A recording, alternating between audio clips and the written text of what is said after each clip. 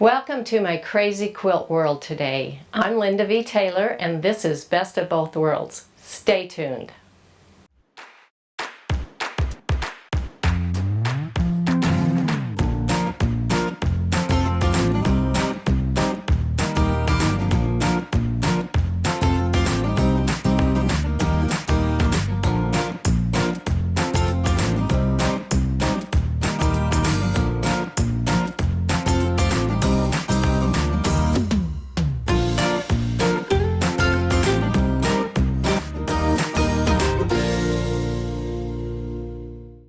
I hope you adore crazy quilts as much as I do. I love to look at the squares or the different angles of the pieces that have been put into it, and I also love all the embroidery.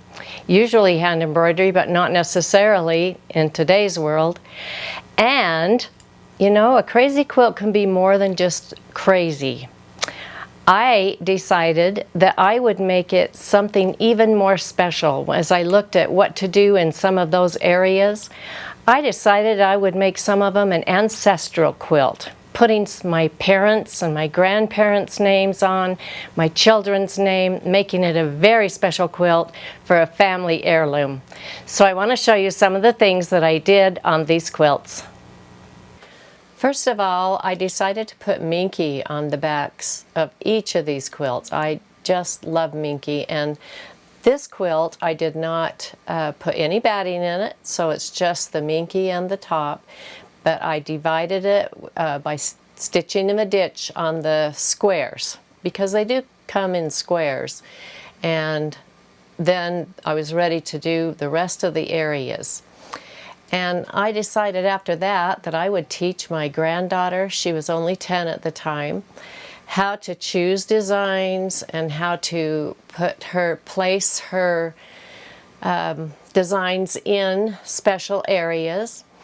And she was able to do that, and she spent hours putting designs in. She just chose all the designs she wanted, chose the squares or the angles inside the squares of where she wanted to put those designs, and she had a blast. It was fun to watch her. So let's take a look at some of the designs she placed. There's a cute little cat. That love is written freehand, but the other designs are placed in there. She just found all the designs she liked. That one's over several instead of isolating it into smaller triangles. We were using a very bright thread. Cute little heart. And another little hand design that was already there. So she had a lot of fun just placing these designs and learning how to use the Elevate. Then I had my fun by placing in different areas all over the quilt. These are my parents and their birth dates, and I did all of that freehand.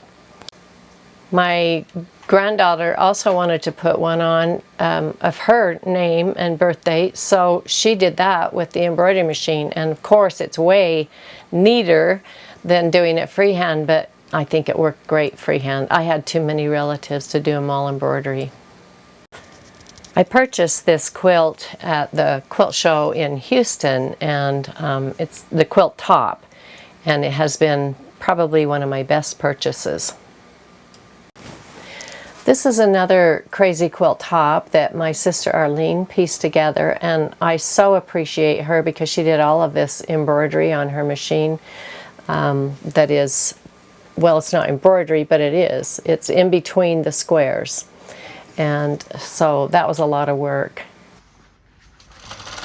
I'm just doing my little tree border in the outside borders. It has a taller tree and then a smaller tree next to it. I really like this.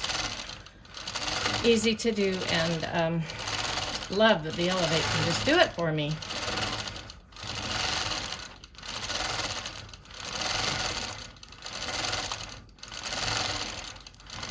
I can see tiny bits of the Minky that it's bringing up from behind, depending on where it hits on the Minky, but you can just take a little pin on the wrong side and go along that, and then it just pulls right out if it bothers you. If this were a plain fabric, it might, but it happens with minky, all minky. So I had fun too. I just put little designs in all of these areas, and I decided that I could spend hours and hours doing it.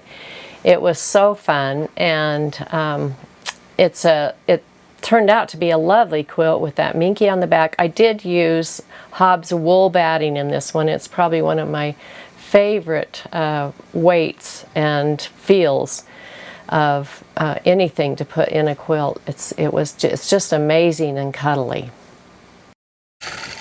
When I got quite a few of the little areas filled in with designs I liked, for the top and bottom of the quilt I decided I would just do these trees, and so I just did an overall pattern top and bottom, and I have all these others filled in the middle, and it's a way interesting quilt. I just sit and look at it myself. Here is another beautiful crazy quilt that I also purchased at the Houston show, and it was not cheap, but it has so much of the beautiful hand embroidery on it.